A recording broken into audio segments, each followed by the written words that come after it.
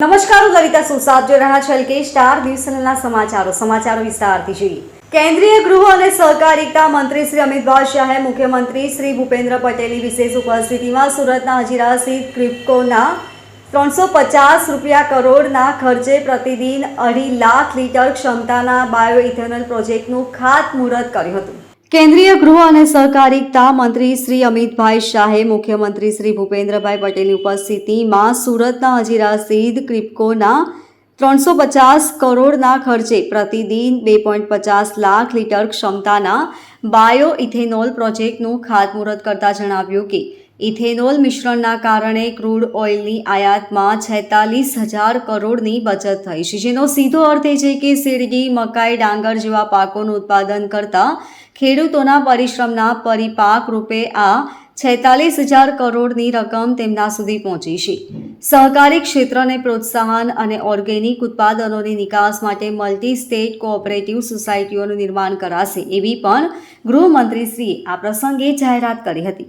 આઝાદીના અમૃત મહોત્સવ અંતર્ગત Amrapali open air theatre Kribhco township ખાતે ક્રિપ્કો આયોજિત સહકારિતા સંમેલન સહ ક્રિપ્કોના બાયો ઇથેનોલ પ્રોજેક્ટના ખાતમુહૂર્ત પ્રસંગે કેન્દ્રીય ગૃહમંત્રીશ્રીએ વધુમાં જણાવ્યું કે ઇથેનોલ બ્લેન્ડિંગ પ્રોજેક્ટના કારણે ખેડૂતો પાસેથી મોટા પાયે મકાઈની ખરીદી કરવામાં આવશે, જે તેમના માટે આવકના નવા રસ્તા ખોલશે. તેમજ મકાઈ, શેરડી, ડાંગર પકવતા ખેડૂતોના આર્થિક સમૃદ્ધિના દ્વાર ખુલી જશે.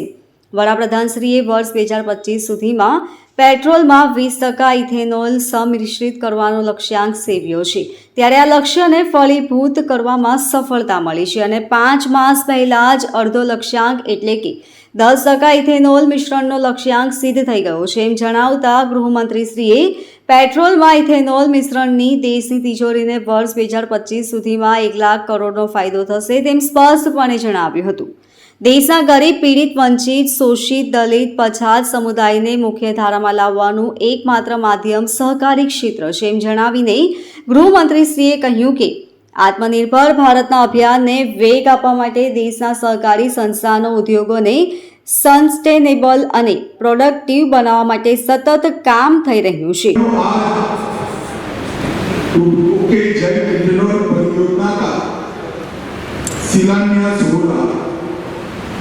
और इसके साथ साथ डॉक्टर चंद्रपाल जी ने एक सहकारिता सम्मेलन भी आयोजित किया है.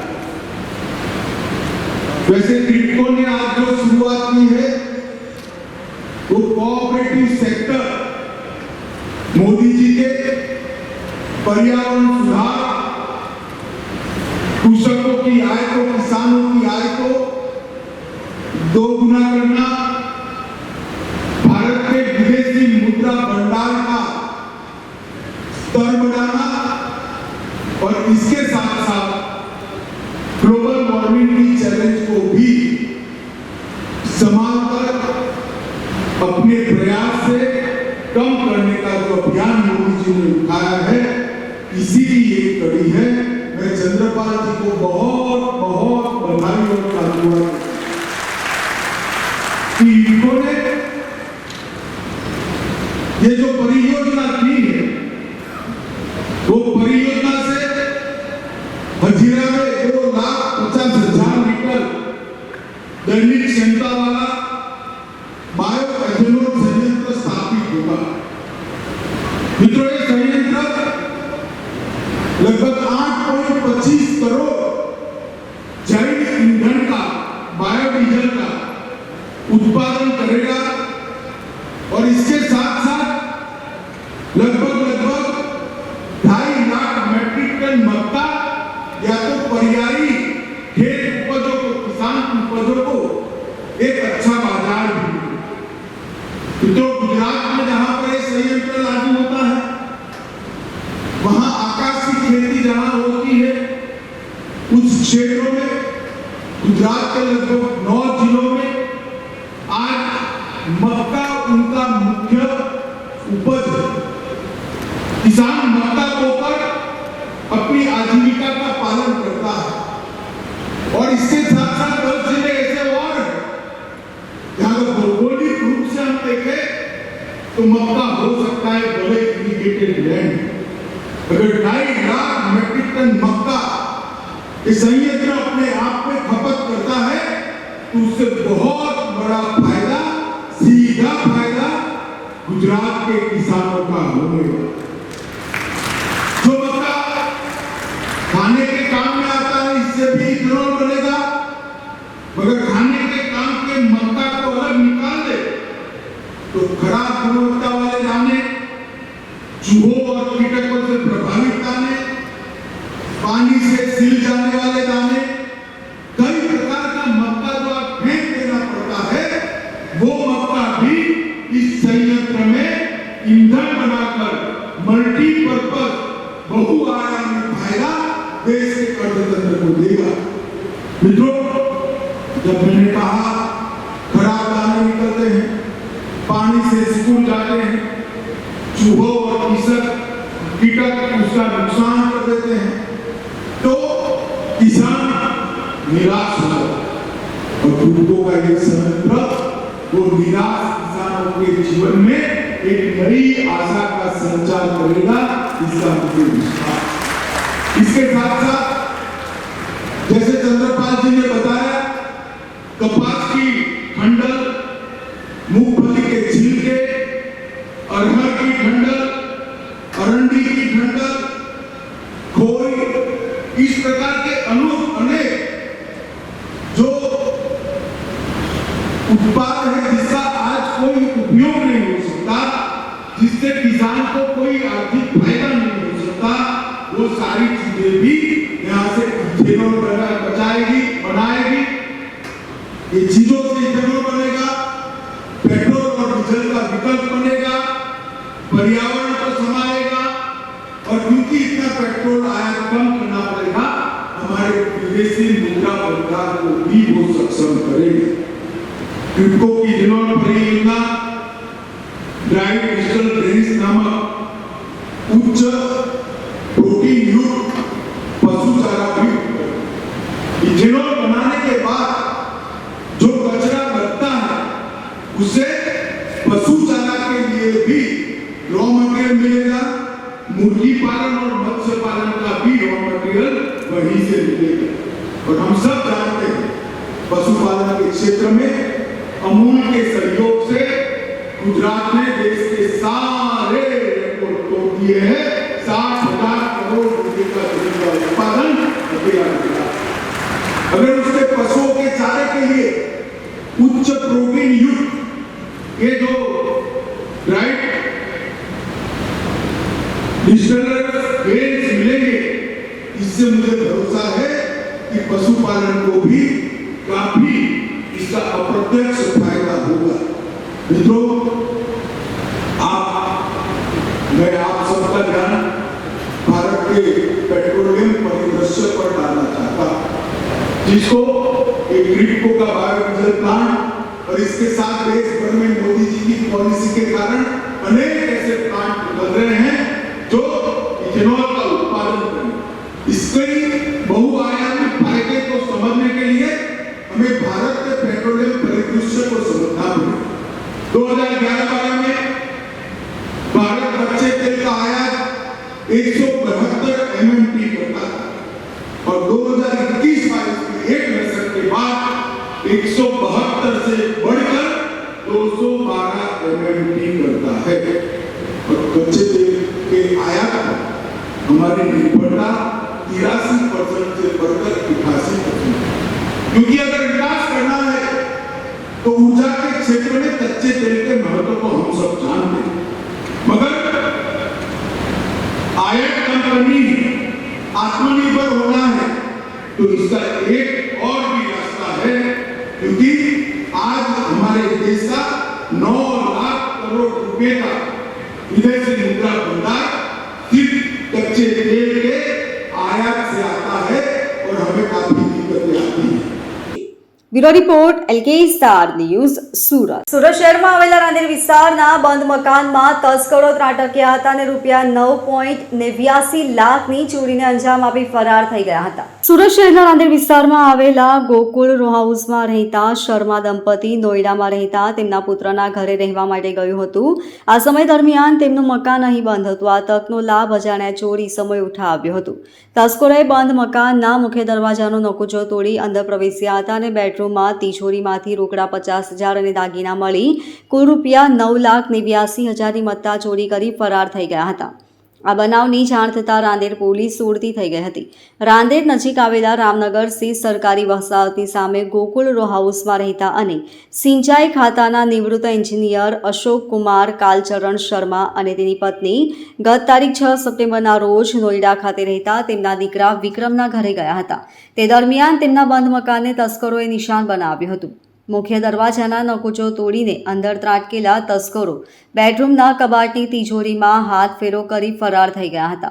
ઘરમાં ચોરી થયા અંગેની જાણ ગત તારીખ 12મીના સોમવારે થતાં પાડોશમાં રહેતા પિન્ટુભાઈ રામાભાઈએ ફોન કરતા અશોકભાઈ ગઈકાલે સુરત આવ્યા હતા અને ઘરમાં તપાસ કરતા તસ્કરો તિજોરીના ડ્રોવર અને લોકરમાં મૂકેલા અલગ અલગ ડિઝાઇનના સોના ચાંદીના દાગીના રૂપિયા 9,39,000 અને રોકડા 50,000 મળી 9,89,000ની મત્તાની ચોરી કરી નાસી ગયા હોવાનું બહાર આવતા પોલીસને જાણ કરી હતી. એક બાદ એક રાંદેર પોલીસની હદમાં ચોરીની ઘટનાઓ વધી રહી છે અને તસ્કરો દ્વારા પોલીસને ખુલ્લો પડકાર ફેંકી રહ્યા હોય તેમ હાલ પરિસ્થિતિ દેખાઈ રહી છે. રાંદેર પોલીસની ફૂટ પેટ્રોલિંગ અને સાયકલ પેટ્રોલિંગ માત્ર શોભા બનીને જ સામે આવી રહી હોય તેવું જણાઈ આવ્યું હતું. हम लोग मैं मेरी पत्नी के साथ में 6 तारीख को नोएडा गए थे दिल्ली अपने लड़के से मिलने के लिए. तो वहाँ पर 12 तारीख को सुबह हमारे पास फ़ोन आया 10 बजे के आसपास हमारे मोहल्ले में से कि आपके अंदर चोरी हुई है ऐसा लगता है. किस तरह से कि वो नकुचे काट के उसमें से ताला निकाल दिया है और इसलिए चोरी होना लगता है. तो मैंने कहा आप जरूरी कार्रवाई कर लो और लोग मार कर दरवाजे हुए. इसका 13 तारीख को सुबह आ गया था मैं और पुलिस स्टेशन गया हूँ. पुलिस FIR लिखाई 13 तारीख शाम तक FIR भी लिख गई है. करीब इसमें नकदी थी 50,000 रुपया, 1 किलो चांदी थी का कुछ 5-6 आइटम डायमंड के ऑर्नामेंट थे तो बाकी सब सोना था. एक्चुअली तो 10 से थोड़ा ऊपर का 15 के आसपास होना चाहिए. तो बाकी वो कितना वैल्यू लगाते हैं पुलिस स्टेशन वाले ने शायद मेरे ख्याल 10 लाख हमने एस्टिमेट लगाया है. Bureau report LK star news Surat. Adajan Patiya વિસ્તારમાં રહેતા વૃદ્ધ કાપડ દલાલને સાડી ખરીદવાના બહાને ઘોડદોડ રોડના પૂજા એપાર્ટમેન્ટમાં હની ટ્રેપમાં ફસાવી ખંડણી પેટે રૂપિયા 5 લાખ માંગનાર ટોળકીનો mastermind head constable Jayesh આહિરને પોલીસે ઝડપી પાડવામાં સફળતા મેળવી છે. શહેરના અડાજણ પાટિયા વિસ્તારમાં રહેતા કાપડ દલાલ રાકેશને અજાણ્યા યુવાનોએ તમારા હસ્તક બજારમાંથી સાડી ખરીદવી છે તેમ કહી ઘોડદોડ રોડ સ્થિત કોટક મહિન્દ્રા બેંકની બાજુની ગલીમાં આવેલા પૂજા એપાર્ટમેન્ટમાં મળવા બોલાવ્યો હતો, જ્યાં એક મહિલાએ પાણીનો ગ્લાસ આપ્યા બાદ તેની બાજુમાં બેસી ગઈ હતી અને તે અરસામાં ખાકી વર્દીધારી 3 જણા ધસી આવ્યા હતા. આ ત્રણેય ક્યાંથી આવો છો, આવા ધંધા કેમ કરો છો, મહિલા સાથે શું કરો છો એમ કહી તમાચો મારી પોલીસ કેસ કરવાની ધમકી આપી હતી. જો કેસ નહીં કરવો હોય તો રૂપિયા 5 લાખ આપવા પડશે એમ કહ્યું હતું. આ પ્રકરણમાં અગાઉ પોલીસે જિગ્નેશ જીયાવિયા અને દેવેન્દ્ર ઉર્ફે દેવો જોશીની ધરપકડ કરી હતી, જ્યારે ટોળકીનો mastermind head constable Jayesh Ladhubhai Ahir કે જે ભાગતો ફરતો હતો, જેને કતરોજ ઉમરા પોલીસે ઝડપી પાડવામાં સફળતા મેળવી છે અને તેને સાંજે કોર્ટમાં રજૂ કરવામાં આવશે. Bureau report LK star news Surat. સુરતના તાપી નદી પર બનાવવામાં આવેલ કેબલ સ્ટેડ બ્રિજ ઉપર બ્યુટિફિકેશન માટે કે અન્ય રિપેરિંગ માટે ક્રેનનો ઉપયોગ કરવામાં આવે છે. 25 થી 30 ફૂટ ઉપર ક્રેનની મદદથી કામગીરી કરવામાં આવતી હોય છે. ક્રેન બંધ થઈ જતાં ભારે ટ્રાફિક જામની સમસ્યા ઊભી થઈ હતી. 12 કલાકે પણ ક્રેન રિપેર ન થતાં વાહન ચાલકોને પરેશાનીનો સામનો કરવાનો વારો આવ્યો હતો. સુરતના અડાજણ LP સવારી વિસ્તારમાંથી અથવા લાઇન્સ તરફ જવા માટે કેબલ બ્રિજનો ઉપયોગ સૌથી વધુ કરવામાં આવે છે. ક્રેન બંધ થઈ જતાં અડાજણથી અથવા લાઇન્સ તરફ જવાના બ્રિજની સાઇડ પર માત્ર સવારે મોટરસાઇકલ અને રિક્ષાને જવામાં દેવામાં આવી રહી હતી, જેને કારણે સ્ટાર બજાર પાસે ટ્રાફિક જામ થયો હતો.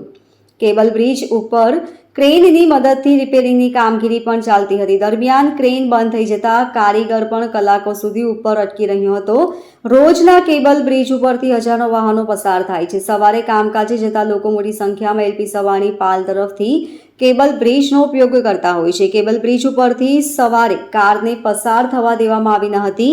ક્રેન બંધ થઈ જતા કલાકો બાદ પણ વાહન ચાલકોને રાહત મળી નથી, જેને કારણે વાહન ચાલકોએ ટ્રાફિકમાં ફસાવવું પડ્યું હતું. Bureau report LK star news, Surat. Hindi દિવસ નિમિત્તે ભારતીય પરિપ્રેક્ષ્ય સામાજિક સુરક્ષા નામનું પુસ્તક લોન્ચ કરવામાં આવ્યું, જેમાં ભારતીય બંધારણમાં સામાજિક સુરક્ષાને શું મહત્વ આપવામાં આવ્યું છે તેનો વિસ્તારપૂર્વક ઉલ્લેખ કરવામાં આવ્યો છે. આ પુસ્તકનું વિમોચન પુસ્તકના લેખક રત્નેશ કુમાર ગૌતમ દ્વારા કરવામાં આવ્યું હતું. આ પુસ્તક હિન્દીમાં વાસ્તવિક સ્ત્રોતો સાથે લખી સામાજિક સુરક્ષા પર પ્રથમ પુસ્તક છે. આ પુસ્તકમાં લેખક ભારતીય પરિપ્રેક્ષ્યમાં સામાજિક સુરક્ષાની સ્થિતિ છે તે જણાવવા માટે શું કરવાની જરૂર છે તેની સાથે સાથે પણ સુરક્ષા સંબંધિત ઉપાય જે વિવિધ સરકારો દ્વારા બનાવવામાં આવ્યા છે. ભારતીય બંધારણમાં સામાજિક સુરક્ષા સંબંધિત શું આપવામાં આવ્યું છે તે અહીં જણાવાયું છે. ભારતનું મુખ્ય ચિંતકો દ્વારા સામાજિક સુરક્ષા સંબંધિત શું વિચાર પ્રગટ કર્યા છે તેમાં એક પ્રયાસ કર્યો છે. આ ઉપરાંત ઘણા બધા સામાજિક સુરક્ષા કાર્યક્રમો અને યોજનાઓ વિશે માહિતગાર આપવામાં આવી છે. કર્મચારી રાજ્ય બીમારી અને કર્મચારી ભવિષ્ય નિધિ સંગઠન જેમ કે બંને સંગઠન છે જે લાંબા સમય સુધી સતત સુરક્ષા સામાજિક સુરક્ષા સાથે સંબંધિત છે. તેથી બંને સંગઠનો પર અલગથી વિસ્તરણમાં પૃથક પ્રકરણોમાં ચર્ચા થઈ છે. કેટલીક વૈકલ્પિક સંસ્થા જેવી શ્રમ સંસ્થા સામાજિક સુરક્ષા સંઘ વિશે પણ ચર્ચા કરવામાં આવી છે. આ કાર્યક્રમમાં મુખ્ય મહેમાન તરીકે પ્રવીણ પ્રસાદ, ઉપેન્દ્ર કુમાર, શ્રી જયંત કુમાર આયકર, શ્રી NK ચૌધરી, श्री प्रेम के दास, रविंद्र प्रसाद जयसवाल, दीप जोशी तथा श्याम कुमार उपस्थित રહ્યા હતા. आज एक पुस्तक परिचर्चा है जो मैंने सामाजिक सुरक्षा विषय पे लिखी है. सामाजिक सुरक्षा में basically provident fund, medical needs और तरह की जो आकस्मिकताएं होती हैं, डेथ से रिलेटेड अगर डिपेंडेंट्स को कुछ देना हो, मेडिकल का कुछ ज़रूरत पड़ जाए तो मेडिकल के लिए कुछ देना हो, उस तरह की चीज़ों के लिए डिपार्टमेंट्स बने हुए हैं. तो जैसे हमारे यहाँ 2 मेन डिपार्टमेंट हैं सामाजिक सुरक्षा से रिलेटेड, वो ESI और EPF हैं. ये दोनों डिपार्टमेंट्स इस तरह की सुविधाएं देते हैं आम वर्कर्स को जो कि ऑर्गेनाइज सेक्टर में काम करते हैं. तो इससे रिलेटेड बहुत सारी ऐसे स्कीम्स हैं सरकार के जिसके बारे में बहुत लोगों को कम जानकारी है. तो इसके बारे में मैंने एक पुस्तक लिखी है और ये हिंदी में पहली पुस्तक है इस विषय पे. इंग्लिश में बहुत सारी पुस्तकें उपलब्ध है लेकिन हिंदी में नहीं है. ये विषय पर आपको पुस्तक लिखने का विचार कैसे? ये विचार हम लोगों ने मैंने एक हमारा EPF का एक इंस्टीट्यूट है, वहाँ पे हम लोगों ने ट्रेनिंग की थी और उस प्रशिक्षण में हम लोगों से बात हुई तो ये पता चला कि भारतीय भाषाओं में इस विषय पे कम लेखन हुआ है और कम मटेरियल उपलब्ध है. तो इसलिए मैंने सोचा कि एक किताब उसको के रूप में लिख के और लोगों तक पहुँचाने की कोशिश की जाए.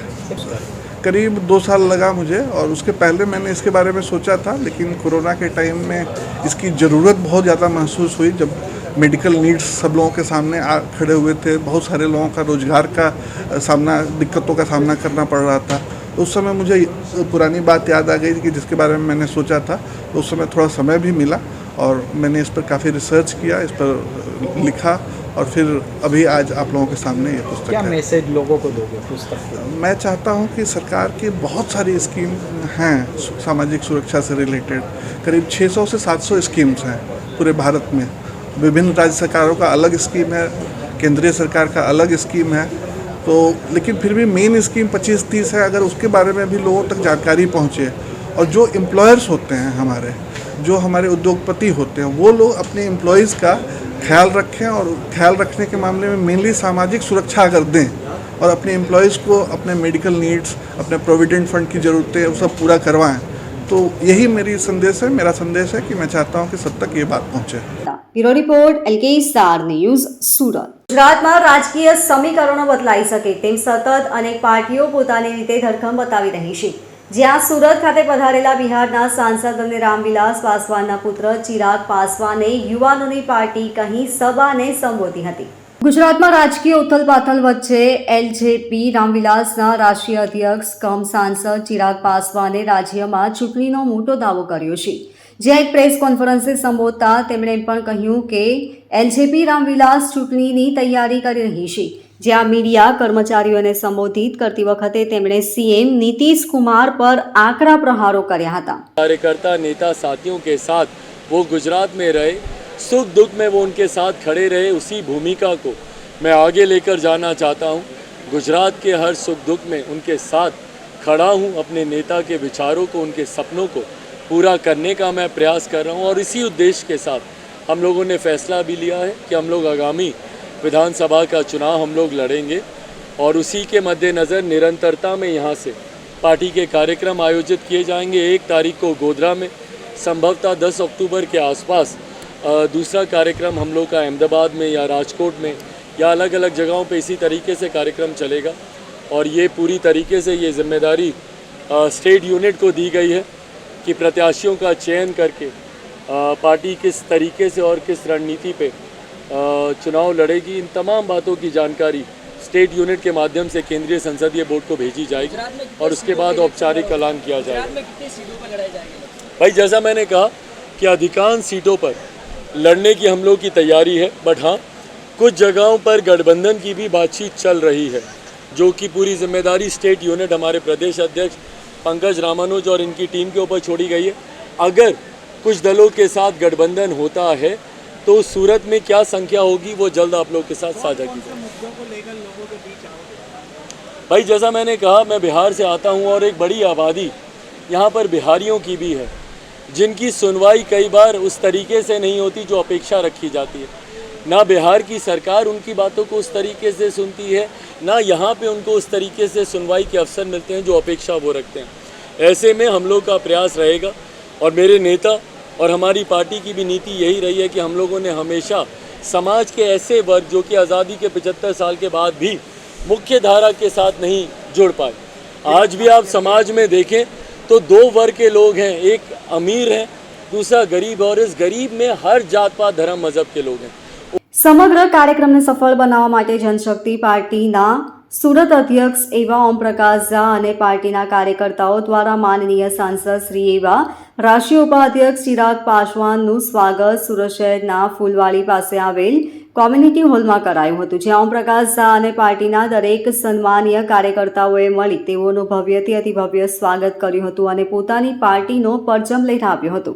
જ્યાં મહત્વનું છે કે આજે ભારત દેશને એક યુવા નેતાની જરૂર છે, ત્યારે આજની ભવ્ય સભામાં જોડાયેલા દરેક વ્યક્તિએ ચિરાગ પાસવાનને પોતાનું આવનાર ભવિષ્ય બતાવતા ગર્વની લાગણી દર્શાવી હતી। Bureau report LK star news Surat. તો આ હતા અત્યાર સુધીના સમાચારો। વધુ સમાચારો માટે જોતા રહેશો LK સ્ટાર ન્યૂઝ ચેનલના સમાચારો। નમસ્કાર।